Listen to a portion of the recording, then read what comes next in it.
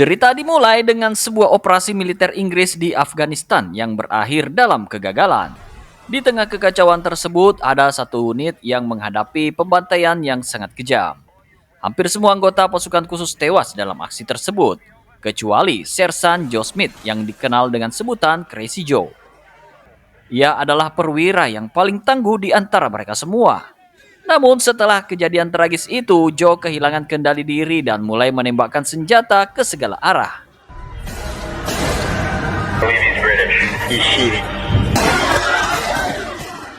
Akibatnya, Joe divonis menderita stres tempur dan segera ditangani oleh pihak militer. Namun ia memilih untuk melarikan diri dari penanganan tersebut. Hal ini mengakibatkan Joe menjadi buronan militer karena dianggap sebagai ancaman yang terlalu besar. Setahun berlalu, Joe telah menjadi seorang gelandangan yang tinggal di gang sebuah apartemen kumuh. Dia juga memiliki seorang teman perempuan yang sudah seperti adiknya sendiri yang bernama Isabel. Setiap hari, Joe dan kelompok gelandangan lainnya harus menghadapi duo jamet, yang kita sebut saja Babe dan Bonbon. Keduanya suka mencuri barang-barang ilegal dari para gelandangan, termasuk narkoba jenis terbaru. Tidak hanya itu, Babe dan Bonbon juga sering membuli dan mengintimidasi gelandangan lainnya. Namun, pada satu waktu, Joe terpaksa menggunakan keahliannya untuk menyelamatkan Isabel dari gangguan mereka. Dengan mengulur waktu, akhirnya Joe berhasil membantu Isabel untuk melarikan diri. Begitu Isabel aman, Joe terlihat hampir kehilangan akal sehat dengan tendangan di kepalanya yang terus-menerus dilakukan oleh Babe. Ia pun terpaksa melakukan serangan siku terus kabur. Setelah itu, Joe bergegas menuju gedung apartemen untuk menghapus jejak dari Babe yang sedang mengejarnya. Akhirnya dengan cepat dia mendaki ke atap gedung dan menyusup masuk ke dalam rumah kosong untuk mencari tempat persembunyian yang aman.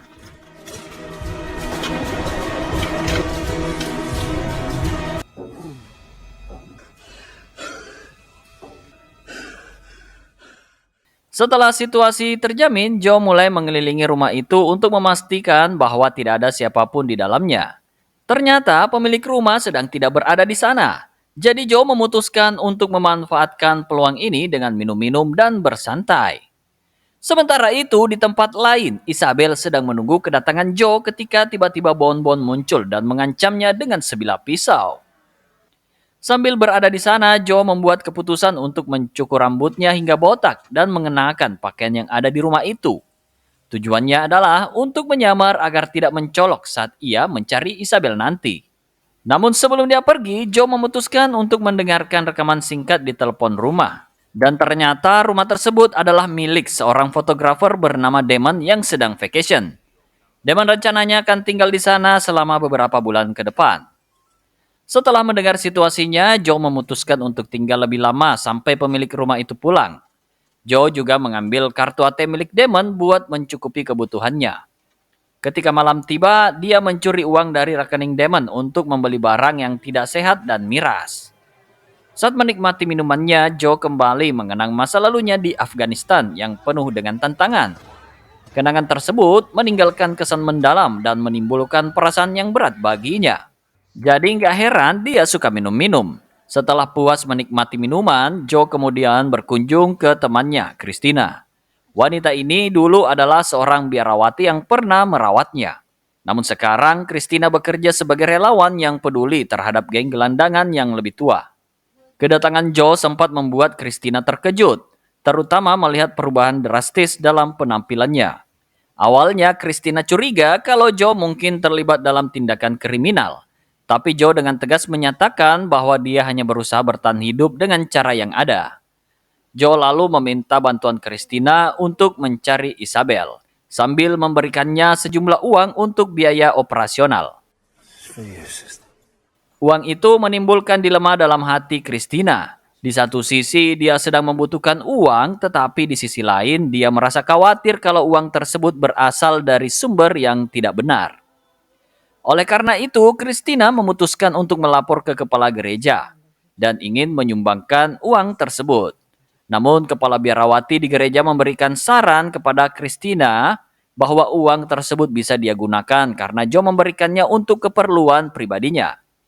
Dengan penjelasan itu, Christina akhirnya mengambil beberapa lembar uang untuk mewujudkan impian lamanya, yaitu membeli tiket konser balet.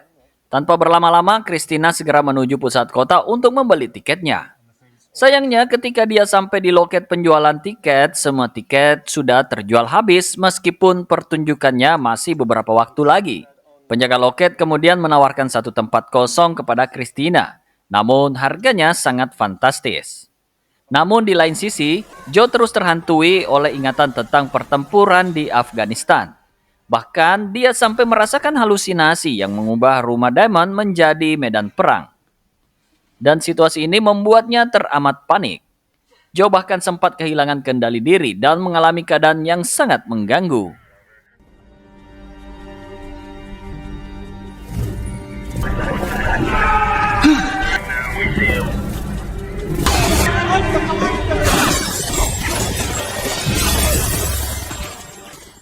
Tak lama kemudian, Joe akhirnya tersadar dari keadaan trauma pasca perangnya. Semua bayangan dan perasaan tersebut tiba-tiba menghilang begitu saja. Walaupun dia tidak lagi mengalami halusinasi, luka-luka di tubuh Joe muncul kembali, memicu rasa sakit. Dalam situasi ini, dia memutuskan untuk menghubungi Christina untuk meminta obat karena dia tidak bisa pergi ke rumah sakit karena resiko tertangkap. Apalagi Joe telah kabur dari kesatuannya untuk menghindari proses persidangan militer.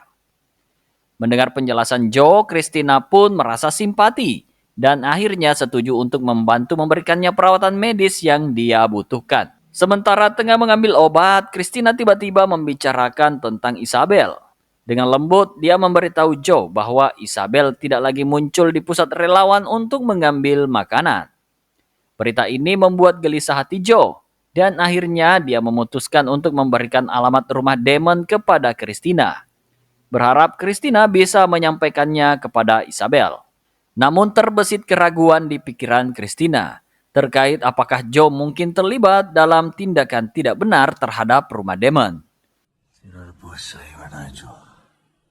Keesokan harinya, Joe mengambil langkah untuk menempelkan pengumuman tentang orang yang hilang di tiang listrik, dengan harapan mendapatkan petunjuk tentang Isabel atau setidaknya bisa melihatnya lagi. Tidak butuh waktu lama sebelum Joe menerima pesan suara dari Isabel. Dengan suaranya yang lemah, wanita itu berbagi bahwa dia sekarang terpaksa bekerja untuk kelompok yang dia sebut sebagai Bad Boys. Dengan nada lembut, Isabel berusaha meyakinkan Joe bahwa dia akan segera kembali dan bertemu dengannya. Namun kenyataannya adalah bahwa Isabel merasa tertekan dalam situasinya.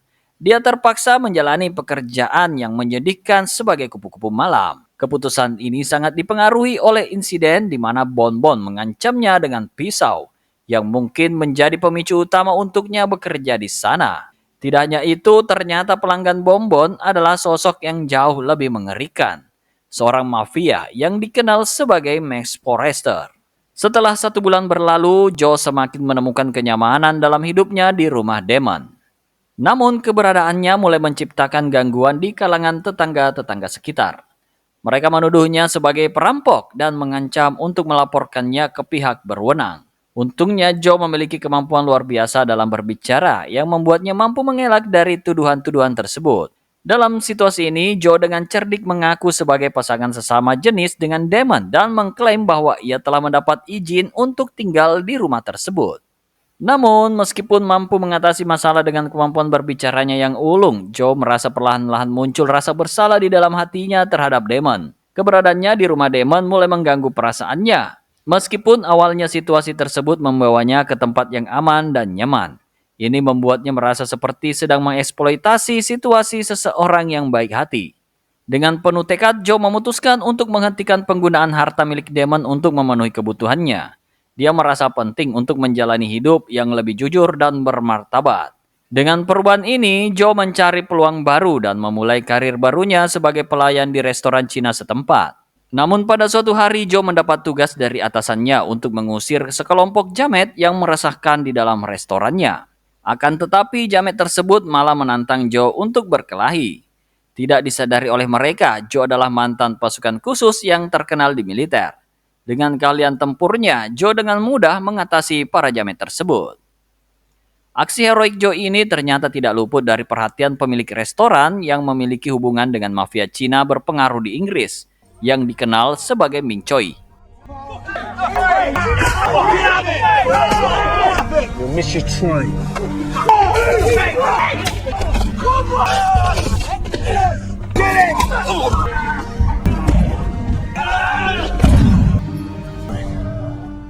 Ming Choi memiliki banyak bisnis ilegal, termasuk penyelundupan narkoba. Kini ia mencari seorang sopir yang patuh dan tak disangka Joe menjadi pilihan ideal. Joe resmi jadi sopir Ming sejak saat itu.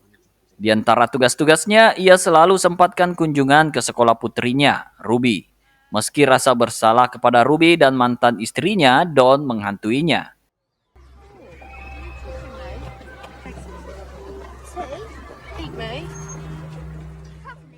Suatu hari, Joe dipanggil oleh Ming dan dinaikkan pangkat. Ia tak lagi sekedar sopir. Ming memanfaatkan keberaniannya untuk menagih hutang dan menghadapi pesaing bisnisnya.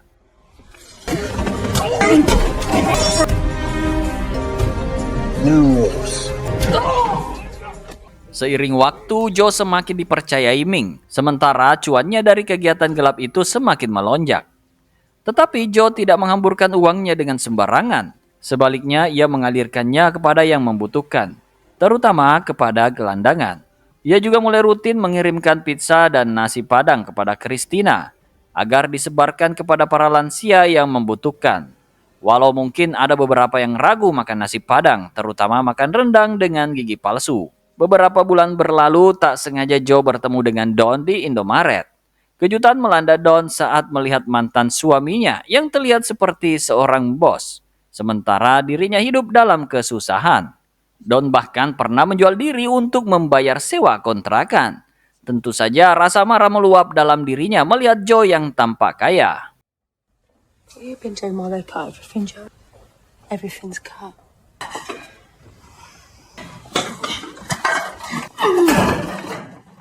Dalam upaya untuk menenangkan Don, Joe memberikannya sejumlah uang sebelum pergi. Keesokan malamnya, Joe mengirim banyak hadiah beserta gaun untuk Christina, berharap mengundangnya makan malam sebagai tanda terima kasih. Namun Christina mengembalikan gaun tersebut, mengingat seorang biarawati tak boleh berpakaian semacam itu. Tidak hanya itu, dia juga memberitahu berita tragis bahwa Isabel telah ditemukan tewas di tepi sungai. Christina menunjukkan foto jasad Isabel di tepi sungai, yang membuat Joe tak terkendali dan marah. Sementara itu, Christina merasa kecewa pada Joe karena di tubuh Isabel ditemukan narkoba yang mungkin diedarkan oleh jaringan Ming Choi. Ini berarti Joe turut bertanggung jawab atas kematian Isabel. Namun meski kecewa, Christina tetap mencoba menenangkan Joe dan memberinya nasihat agar kembali pada jalur yang benar. Ia juga mengganti uang yang diterimanya dari Joe, berharap agar Joe mau bertaubat dan memperbaiki arah hidupnya. Ketika Christina beranjak pergi, Joe dengan sigap mengejarnya dan mengembalikan gaun tersebut. Tetap berusaha agar Christina menerima hadiah itu. Beberapa hari kemudian, Joe masih merenungkan kematian Isabel. Hingga pada suatu titik tekadnya menguat untuk membalas dendam kepada Babe dan Bonbon. Suatu malam, Joe tiba-tiba muncul saat mereka sedang mengganggu para gelandangan.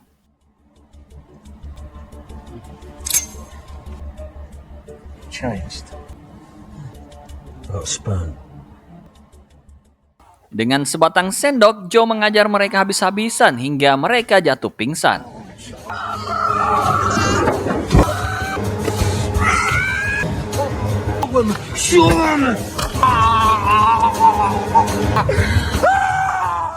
Namun Joe membiarkan Bonbon hidup karena ia memerlukan informasi mengenai pembunuh Isabel.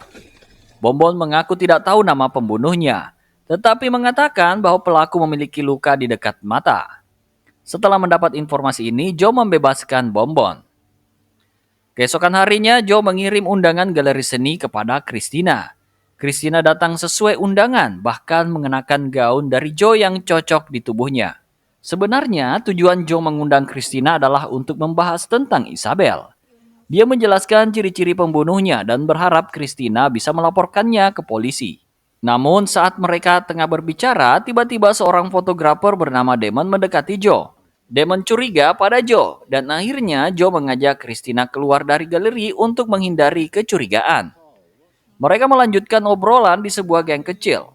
Disinilah Christina mulai menceritakan masa kecilnya, khususnya tentang obsesinya dengan tari balet. Ia juga mengungkapkan bahwa meski hidup dalam lingkungan gereja, Ia tidak percaya pada Tuhan. Saat malam semakin larut, mereka merasakan getaran aneh sebelum akhirnya Christina menyadari keadaan dan pergi dengan canggung, meninggalkan Joe dengan senyuman sendiri. Beberapa hari berlalu, Joe kembali menjalankan perintah Ming Choi. Kali ini tugasnya adalah menagih hutang dari mafia Italia bernama Paolo. Namun karena upaya diplomasi tidak berhasil, Joe terpaksa menggunakan kekerasan untuk menyelesaikan tugas ini. Akibat pergolakan tersebut, Joe akhirnya dilaporkan ke pihak berwajib. Kabar tersebut juga sampai kepada Christina, yang kemudian sempat diwawancarai oleh pihak berwenang. Setelah suasana menjadi lebih kondusif, Joe bertemu dengan Christina yang sedang merasa kesal terhadapnya.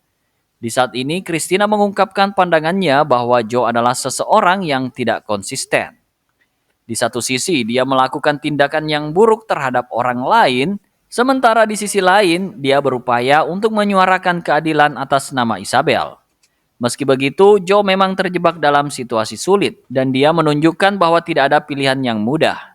Lagi pula, Joe juga mencatat bahwa Christina sendiri tidak sepenuhnya tanpa celah, mengingat dia telah menciumnya dalam keadaan tak terkendali karena efek mabuk. Meskipun waktu kejadian itu, Christina sendiri tidak mengingat apa-apa. Namun meski pernah mengalami ketegangan, keduanya akhirnya mencari cara untuk meredakan situasi. Christina secara tiba-tiba berbagi bahwa dia telah mengalami pengalaman sulit pada masa kecilnya di Rusia. Di masa tersebut, Christina menghadapi perlakuan yang merugikan dari pelatih baletnya, yang menyebabkan penderitaan yang sangat mendalam baginya. Situasi sulit ini membuatnya merasa sangat terpuruk. Akibat dari kejadian tersebut, Christina diarahkan ke dalam lingkungan gereja karena usianya yang masih terlalu muda untuk dihukum. Mendengar pengalaman penuh penderitaan ini, Joe merasa sangat prihatin. Dengan penuh empati, Joe memutuskan untuk memberikan bantuan kepada Christina. Ia membawa mobil van gereja dengan hati-hati untuk mengantarkannya pulang, menunjukkan dukungan dan rasa pedulinya yang tulus. You will be fine. Sesampainya di gereja, Christina segera bertemu dengan kepala biarawati untuk mengajukan permohonan untuk pindah tugas ke Afrika. Dia merasa bahwa pengabdiannya di London terlalu memberatkan karena banyaknya gangguan yang dihadapinya. Christina menginginkan pergi dari kota tersebut sebelum tanggal 1 Oktober, saat Joe juga direncanakan akan meninggalkan rumah Damon. Pada saat yang bersamaan, Joe menghadap Ming Choi untuk berbicara dengan bos besar yang dikenal sebagai Nyonya Choi. Di pertemuan ini, Joe mencari bantuan dalam menemukan pembunuh Isabel. Dan ternyata pelaku tersebut memiliki keterkaitan sebelumnya dengan Nyonya Choi. Pria yang menjadi tersangka itu adalah Max Forrester. Namun sebelum Joe dapat membalas dendam, ia diharuskan menjalankan satu misi terakhir. Terpaksa Joe akhirnya mengiyakan tugas tersebut. Tanggung jawabnya adalah mengantarkan paket yang berisi imigran gelap yang terselundupkan melalui kapal kargo. Meskipun hatinya berat, Joe tahu ia harus melakukannya untuk memenuhi tujuannya dalam membalas dendam atas kematian Isabel. Tiba-tiba dengan berubah ke tempat yang berbeda di mana Max berada. Max tengah menghadapi seorang PSK yang berusaha keras menahan serangan dari Max. Tanpa diduga, seorang utusan misterius dari Nyonya Choi berhasil menyusup masuk dan mengamati situasi dengan diam-diam. Wanita tersebut dengan pandai mencuri informasi tentang jadwal aktivitas Max. Informasinya yang nantinya akan diteruskan kepada Joe. Sementara itu, Joe tiba di tempat penampungan yang dijadikan titik pertemuan. Dengan berhati-hati, ia menyerahkan para imigran gelap kepada rekan-rekannya yang merupakan bagian dari jaringan Ming. Beberapa waktu berlalu, tiba-tiba Joe mendapat informasi menarik dari utusan Nyonya Choi. Ia mendapatkan undangan untuk menghadiri sebuah pesta koktail yang akan diadakan oleh Max. Setelah beberapa minggu berjalan, pada tanggal 1 Oktober, Joe meminta bantuan dari Christina. Kali ini Joe ingin mengambil foto dirinya dengan mengenakan jas sebagai kenangan yang akan ia berikan kepada putrinya, agar ia selalu diingat sebagai sosok yang baik. Christina dengan penuh antusias membantu Joe dalam permintaannya tersebut. When she's older, Did your daughter ask I think I'll look like this for much longer. you won't see her? wanted to have something to remind me. Setelah proses foto selesai, keduanya memutuskan untuk bersantai di warkop terdekat. Di sana, suasana menjadi riang dan mereka saling melempar lelucon satu sama lain. Di tengah obrolan yang seru itu, Christina tiba-tiba mengungkapkan rencananya untuk pergi ke Afrika. Namun sebelum berangkat, dia ingin mewujudkan satu keinginan terakhir, yaitu menghadirkan momen Arara Kimochi bersama Joe.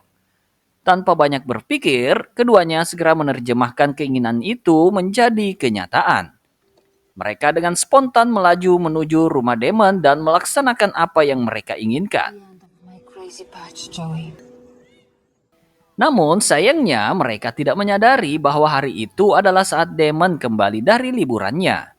Tanpa ragu, mereka berdua segera mencari jalan keluar dari situasi yang cukup kikuk tersebut. Sebelum mereka berdua mengambil langkah cepat untuk menghindari situasi tadi, Joe mengambil beberapa lembar uang dan menawarkannya kepada Christina. Namun Christina menolak tawaran tersebut. Sebaliknya, dia menawarkan alternatif yang lebih baik untuk berpisah dengan baik-baik melalui cara yang indah, yaitu dengan menonton konser balet bersama. Ketika malam tiba, Joe pergi ke rumah Don untuk memberikan foto dan uang yang dijanjikan. Namun pintu rumah dibuka oleh Ruby, putri Don dan Joe. Joe memilih untuk tidak mengungkapkan identitas aslinya dalam pertemuan itu. Dia hanya ingin melihat Ruby dan merasakan genggaman tangannya sejenak. Kehadiran Don membuat Joe terpaksa bergegas pergi tanpa memberikan penjelasan lebih lanjut. Setelah pertemuan dengan Ruby, Joe segera menuju ke pesta yang diadakan oleh Max. Padahal Christina sudah menunggu Joe di tempat konser balet. Karena Joe tak kunjung tiba, Christina akhirnya memutuskan untuk menonton konser sendirian. Di saat yang bersamaan, Joe tidak ragu-ragu untuk mengakhiri keberadaan Max dengan melemparkannya dari atas gedung. Semua tindakan ini ia lakukan dengan tujuan utama, yaitu untuk membalas dendam atas kematian Isabel.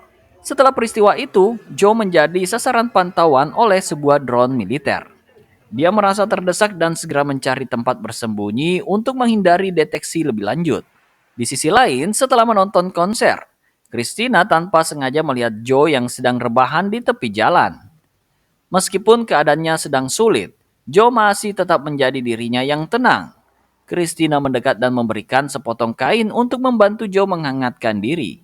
Dari situlah percakapan mereka dimulai. Joe dengan tulus menceritakan pengalamannya di Afghanistan, di mana dia membela teman-temannya yang menjadi korban serangan teroris.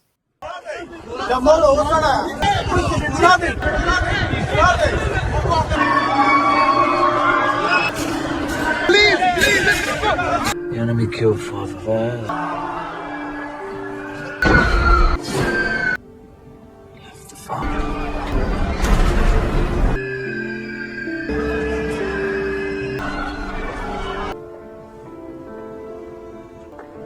You see her?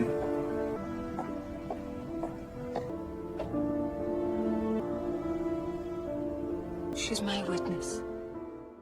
Christina mendengarkan dengan penuh perhatian dan memberikan dukungan dengan memberikan pelukan yang hangat.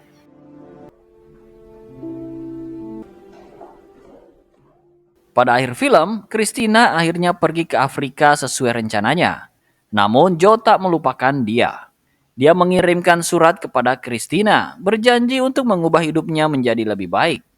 Joe juga bertekad untuk memperbaiki kesalahan masa lalunya, termasuk melunasi utang kepada Damon dan membersihkan jalanan dari gangster-gangster. Joe akhirnya memilih untuk mengembara dan menghilang. Dengan nuansa bahagia dan penuh harapan, film pun berakhir.